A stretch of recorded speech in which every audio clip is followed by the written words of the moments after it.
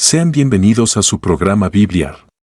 16. Continuamos hoy, amigo oyente, nuestro estudio en el libro de Éxodo. En nuestro programa de hoy vamos a concluir el estudio del capítulo 28 de este libro. Así es que comencemos con el versículo 36, donde dice, 36 harás además una lámina de oro fino, y grabarás en ella como grabadura de sello, santidad a Jehová. Ex 28.36. Esa es la mitra que llevaba Aarón, habla del hecho de que aquí hay un hombre que es separado o santificado para Dios. Debemos tener el yelmo de la salvación. Aquella lámina santidad a Jehová debe ser el yelmo de la salvación porque es nuestro testimonio. Las vestiduras ordinarias del sacerdote son dadas aquí en el versículo 39 de este capítulo 28 de Éxodo. Leamos, 39 y bordarás una túnica de lino, y harás una mitra de lino, harás también un cinto de obra de recamador. Ex 28.39, tenemos también aquí más información en cuanto a estas vestiduras.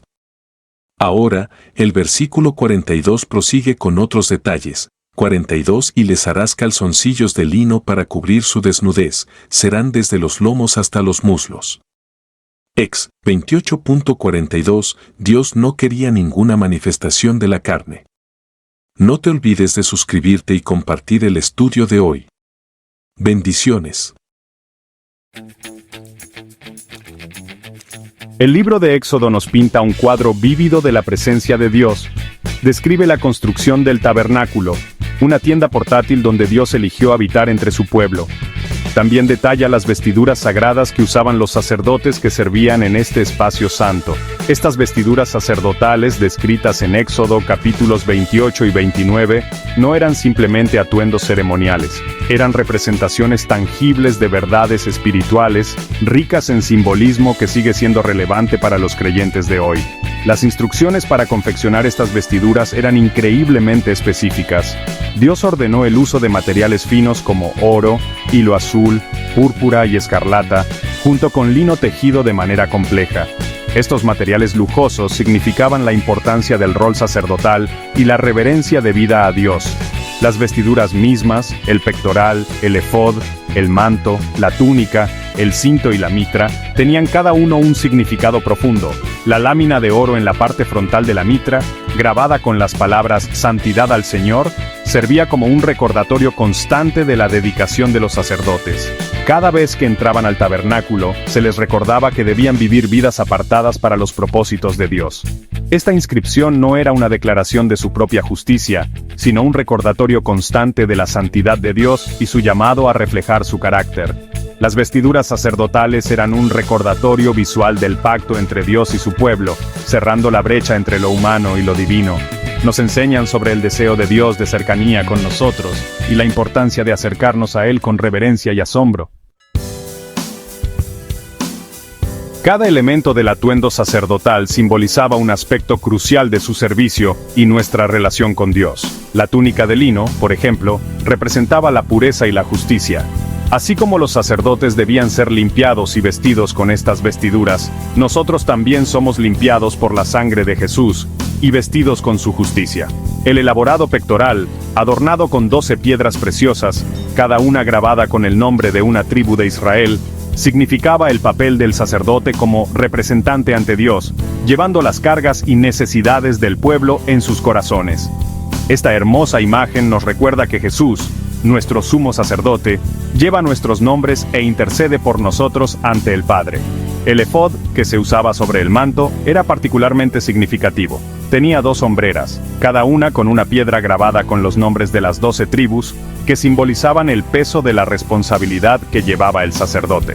Este recordatorio visual apunta a Jesús, quien lleva el peso de nuestros pecados e intercede por nosotros ante el Padre. Los colores utilizados en las vestiduras sacerdotales también tenían un significado importante. El azul, a menudo asociado con el cielo, representaba el cielo y la presencia de Dios. El púrpura, un color de la realeza, hablaba de la realeza y la soberanía de Dios. El escarlata, el color de la sangre, servía como un recordatorio del sacrificio requerido para la expiación.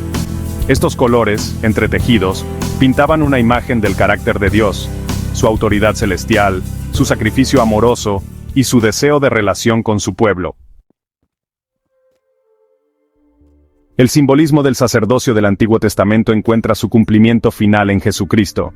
Hebreos capítulo 4, versículos 14 y 15 nos dice: Por tanto, teniendo un gran sumo sacerdote que traspasó los cielos, Jesús, el Hijo de Dios, retengamos nuestra profesión, porque no tenemos un sumo sacerdote que no pueda compadecerse de nuestras debilidades, sino uno que fue tentado en todo según nuestra semejanza, pero sin pecado.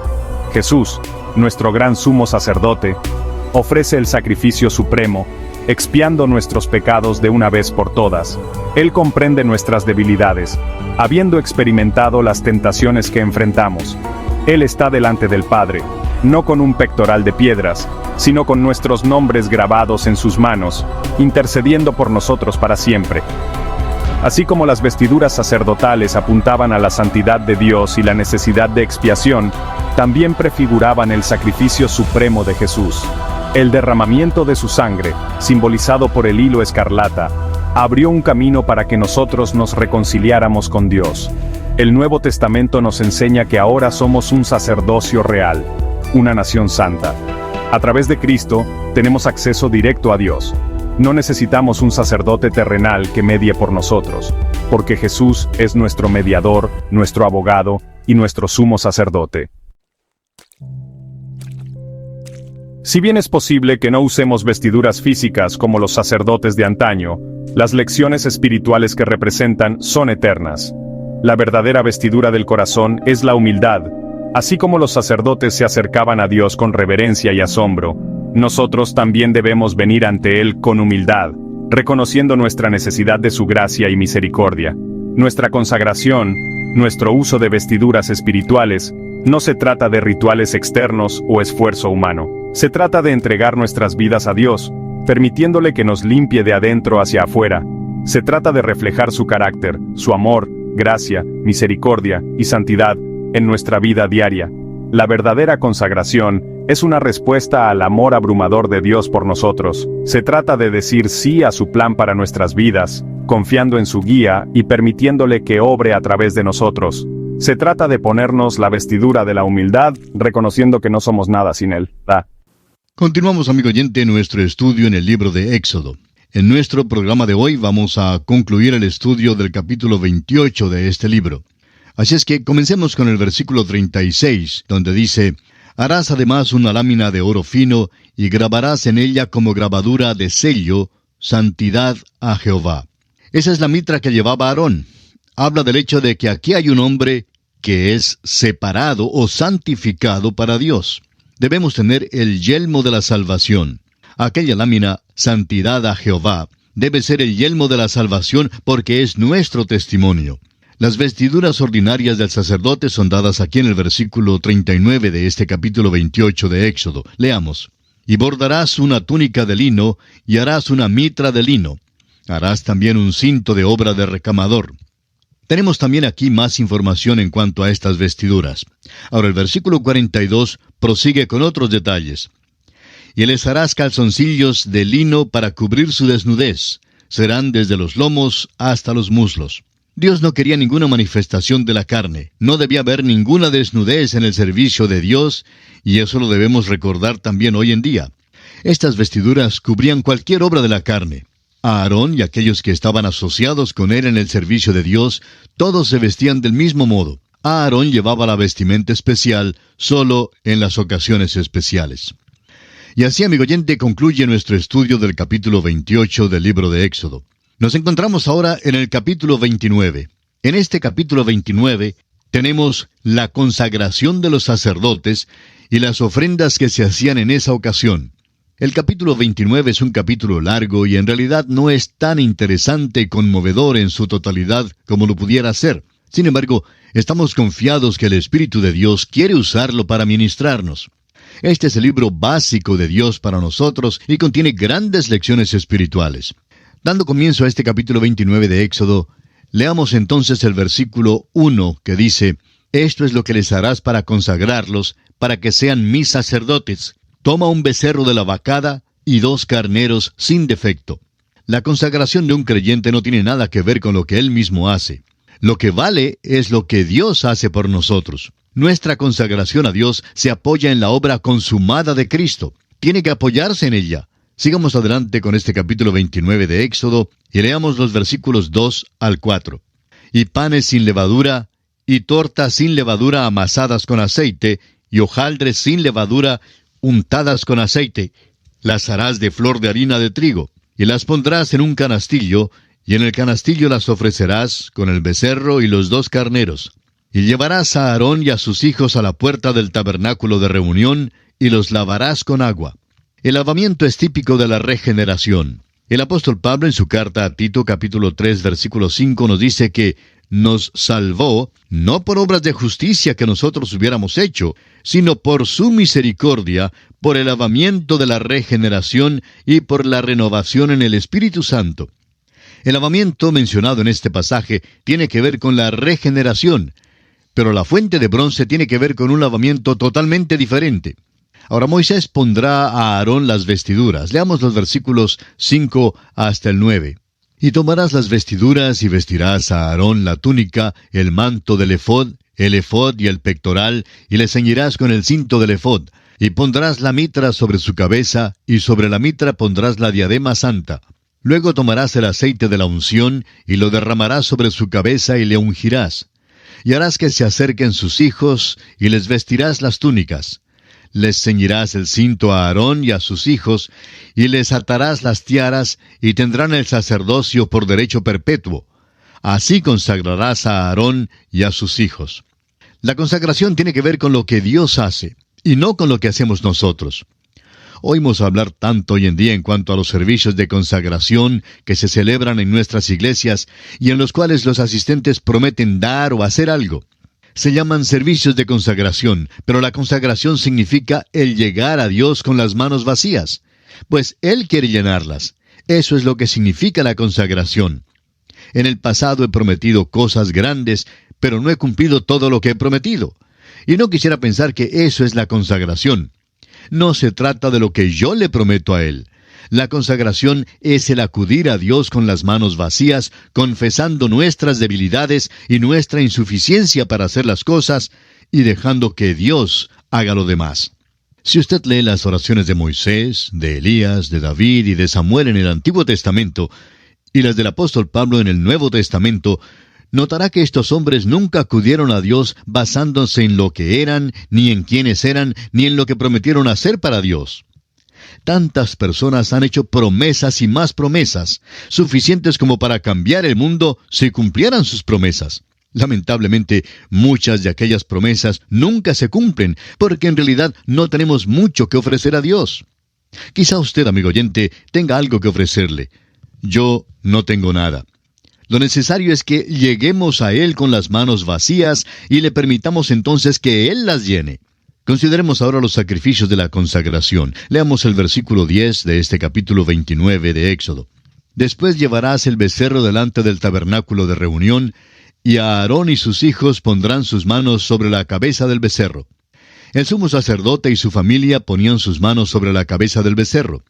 Hay muchos que creen que la imposición de manos transmite algo que es mágico o espiritual, pero no es así. Ese no es el propósito de la imposición de las manos.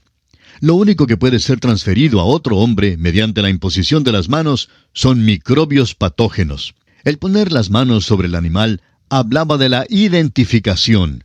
Cuando un pecador llegaba al altar y ponía sus manos sobre el animal, significaba que el animal ocupaba su lugar. Hay muchas iglesias alrededor del mundo que ayudan a los misioneros con su sostenimiento mensual. En algunas de ellas, cuando un misionero sale a su campo para trabajar, tienen un servicio de consagración para consagrar a aquel misionero al servicio de Dios. El pastor y los diáconos y los ancianos ponen sus manos sobre él, pero eso no quiere decir que le transfieran al misionero alguna cosa. El propósito del servicio es la identificación. El misionero se identifica así con la iglesia y luego representa a esa iglesia en el campo misionero donde va a trabajar. Cuando un pastor impone las manos sobre un misionero u obrero del Señor, él se identifica con el pastor en el ministerio. Y al pastor le corresponde orar por él y ayudar a sostenerlo. Esto es lo que significa la imposición de las manos. El becerro, pues, tomaba el lugar de Aarón. Moría por él porque Aarón es pecador. Este es el holocausto y el orden de los sacrificios que es dado aquí. En Levítico capítulo 5 se dan 5 ofrendas. Allí por primera vez se da la ofrenda por el pecado. Sin embargo, el holocausto existió primero. Aún en el huerto de Edén hubo un holocausto. El altar que hemos identificado como el altar de bronce a veces se llama el altar del holocausto porque fue aquí donde el sacrificio principal era ofrecido. El primero y principal sacrificio era el holocausto que habla de la persona de Cristo y de quién es Él. El altar habla de lo que Él ha hecho por nosotros. Veamos ahora el alimento de los sacerdotes. Leamos los versículos 26 y 27 de Éxodo 29. Y tomarás el pecho del carnero de las consagraciones, que es de Aarón, y lo mecerás por ofrenda mecida delante de Jehová, y será porción tuya. Y apartarás el pecho de la ofrenda mecida, y la espaldilla de la ofrenda elevada, lo que fue mecido y lo que fue elevado del carnero de las consagraciones de Aarón y de sus hijos. Otra vez, en el libro de Levítico, descubriremos que una porción de la ofrenda era dada a Aarón y a los sacerdotes como la parte que les correspondía. Es que los levitas no tenían nada que ver con la nación de Israel, pero de esta manera Dios proveía lo que necesitaban para vivir. Los levitas estaban allí para servir y así debían recibir una porción de las ofrendas. Veamos ahora las ofrendas diarias. Se debía presentar una ofrenda quemada continuamente. Leamos los versículos 38 al 40 de Éxodo capítulo 29. Esto es lo que ofrecerás sobre el altar: 2 corderos de 1 año cada día continuamente. Ofrecerás uno de los corderos por la mañana, y el otro cordero ofrecerás a la caída de la tarde. Además, con cada cordero, 1/10 parte de un efa de flor de harina, amasada con la 1/4 parte de un hin de aceite de olivas machacadas. Y para la libación, la 1/4 parte de un hin de vino. Una vez más, encontraremos en el libro de Levítico los detalles en cuanto a esta ofrenda quemada que se presentaba en forma continua. Esta ofrenda era un sacrificio diario. Un cordero era presentado en la mañana y otro cordero era ofrendado al anochecer. Esta ofrenda nos habla del hecho de que el hombre necesita algo que le recuerde continuamente que se necesitaba a alguien que lo reemplazara y que la paga del pecado era la muerte. El pecado necesita del derramamiento de sangre. El libro de Hebreos expone esta verdad en el capítulo 9, versículo 26, donde dice: de otra manera le hubiera sido necesario padecer muchas veces desde el principio del mundo, pero ahora, en la consumación de los siglos, se presentó una vez para siempre por el sacrificio de sí mismo para quitar de en medio el pecado. Esto, por supuesto, habla del sacrificio del Señor Jesucristo. La sangre de toros, machos cabríos y corderos no podía quitar el pecado, pero la sangre de Jesucristo sí pudo quitarlo. El Señor ha tratado efectivamente al pecado. Murió una sola vez, pero arregló la cuestión del pecado para siempre. Y así, amigo oyente, concluye este estudio del capítulo 29 de este libro de Éxodo. Comenzamos ahora el capítulo 30. En este capítulo estudiaremos el altar del incienso, el rescate de almas, la fuente de bronce, el aceite de la unción santa y la composición del incienso perfumado. Este capítulo 30 es el gran capítulo sobre la adoración. Aquí se nos da las instrucciones para el altar del incienso, el cual habla de la oración. Este capítulo nos dice que solo los redimidos pueden adorar a Dios. Los 3 muebles en el lugar santo hablan de la adoración: el altar del incienso, la mesa para el pan de la proposición y el candelabro de oro. Aquí es donde el pueblo se reúne y se goza de la comunión fraternal. Aquí no es donde se reúne para chismear, sino donde uno come de la persona de Jesucristo. Es un banquete, es un lugar para la adoración. Leamos los primeros 2 versículos de Éxodo capítulo 30, que dicen: harás asimismo un altar para quemar el incienso. De madera de acacia lo harás. Su longitud será de 1 codo, y su anchura de 1 codo. Será cuadrado, y su altura de 2 codos, y sus cuernos serán parte del mismo.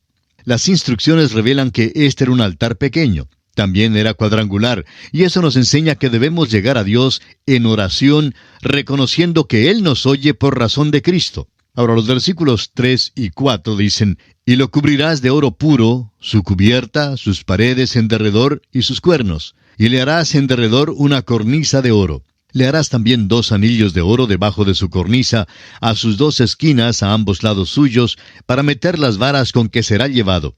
Aún este mueble pequeño tenía anillos para que se le pudiera meter las varas para cargarlo sobre los hombros de los sacerdotes.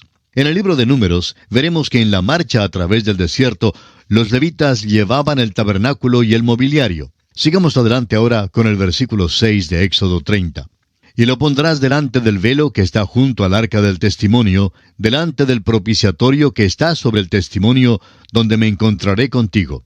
Este altar fue puesto allí mismo, delante del velo, y el arca del testimonio y el propiciatorio quedaban al otro lado del velo. Quedaba en el lugar santo, el lugar de adoración. Ahora los versículos 7 y 8 dicen, y a Aarón quemará incienso aromático sobre él. Cada mañana cuando aliste las lámparas lo quemará. Y cuando Aarón encienda las lámparas al anochecer, quemará el incienso, rito perpetuo delante de Jehová por vuestras generaciones. Aarón debía cuidar del tabernáculo. El versículo 9 prosigue con otras instrucciones. No ofreceréis sobre él incienso extraño, ni holocausto, ni ofrenda, ni tampoco derramaréis sobre él libación. Este no era un altar de sacrificio. Solo se debía ofrecer incienso sobre este altar. Este altar habla de la oración, y sabemos esto porque la Biblia usa el incienso como un símbolo de la oración y de la alabanza en muchos lugares. David, por ejemplo, en el Salmo 141:2 dice, «Suba mi oración delante de ti como el incienso, el don de mis manos como la ofrenda de la tarde». El libro de Apocalipsis en el capítulo 8, versículo 3, nos da esta descripción del incienso. Otro ángel vino entonces y se paró ante el altar con un incensario de oro, y se le dio mucho incienso para añadirlo a las oraciones de todos los santos sobre el altar de oro que estaba delante del trono. El Evangelio según San Lucas, capítulo 1, versículo 9, nos informa que, conforme a la costumbre del sacerdocio, le tocó, es decir, a Zacarías, en suerte ofrecer el incienso entrando en el santuario del Señor. Zacarías era miembro de la tribu de Leví y servía en el templo. En este versículo vemos que él estaba sirviendo ante el altar del incienso y que lo hacía durante la hora de la oración. El incienso se asocia con la oración en este versículo, y el Dr. Lucas principia cronológicamente su libro con Zacarías ante el altar del incienso. En otras palabras, Dios habló en el altar del incienso después de haber pasado un silencio de 400 años. Por eso, el incienso es una figura del Señor Jesucristo, nuestro intercesor. Aarón ministraba en el lugar de adoración, y en este sentido particular, Aarón es una figura de Cristo, aunque Cristo realmente es un sacerdote según el orden de Melquisedec, como lo vemos en Hebreos capítulo 7. El escritor a los Hebreos nos dice que Cristo se ofreció en la cruz y murió llevando nuestros pecados. Su carne se rasgó y también el velo del templo se rasgó. El altar del incienso está hoy en día en el cielo, y nosotros acudimos a Dios mediante Jesucristo. Él es nuestro gran intercesor. Cristo está en el cielo y el altar habla del lugar donde Él está. Cuando acudimos a Dios en oración, tenemos que acudir por medio del Señor Jesucristo. Hay muchas personas que dicen que pueden llegar directamente a Dios ahora que son salvos. Pero eso no es verdad. Usted y yo, amigo oyente, nos acercamos a Dios por medio de Cristo. Él es quien nos trae a la presencia de Dios. Cristo está en el cielo intercediendo por nosotros. Era maravilloso para los israelitas saber que su sumo sacerdote estaba ante el altar del incienso en el tabernáculo orando por ellos. Y es maravilloso para nosotros saber que Jesucristo, nuestro gran sumo sacerdote, también ora por nosotros. De veras es un cuadro maravilloso de su amor por nosotros. Cristo no ora por el mundo. ¿Sabe usted eso?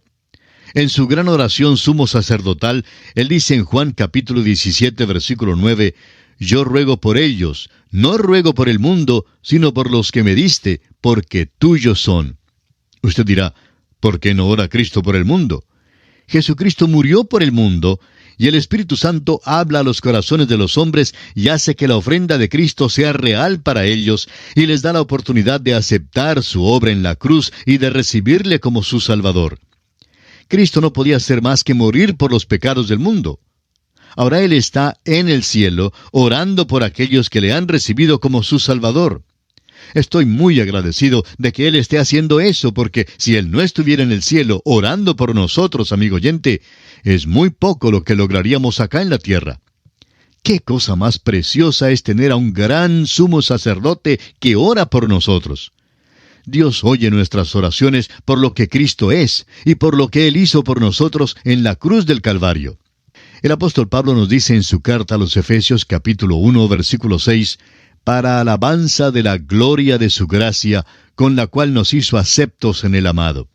Por causa de Jesucristo, Dios el Padre nos acepta en el amado. En Mateo 17:5, Marcos 9:7 y en Lucas 9:35, Dios el Padre dijo, «Este es mi Hijo amado, a Él oíd». Ahora no debemos oírle solamente, sino que debemos también orar por medio de Él. Jesucristo nos dijo en Juan 14:14 que si algo pidiereis en mi nombre, yo lo haré. Esto es lo que significa orar en el Espíritu. Usted notará que este altar está separado de los otros muebles. Solo los sacerdotes podían adorar aquí. Aún el rey Usías fue afligido con lepra cuando trató de meterse allí. Este relato lo encontramos en el segundo libro de Crónicas, capítulo 26, versículos 16 al 21. Y aún hoy en día, son solo los sacerdotes quienes pueden orar.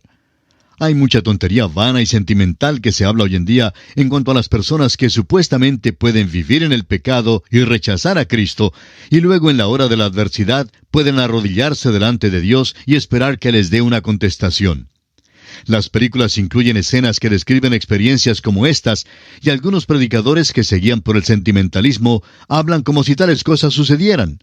Pero Dios dice que Él no contestará oraciones como estas. Vamos a tener mucho cuidado en cuanto a esto, amigo oyente. El altar del incienso es donde se acercan los sacerdotes. La única oración que puede orar el pecador es la del publicano. Dios, sé propicio a mi pecador. Dios oirá y contestará esa oración cuando sea ofrecida. El versículo 8 de Éxodo 30 nos dice que debe haber un rito perpetuo delante de Jehová por vuestras generaciones. Debe haber una alabanza perpetua a Dios.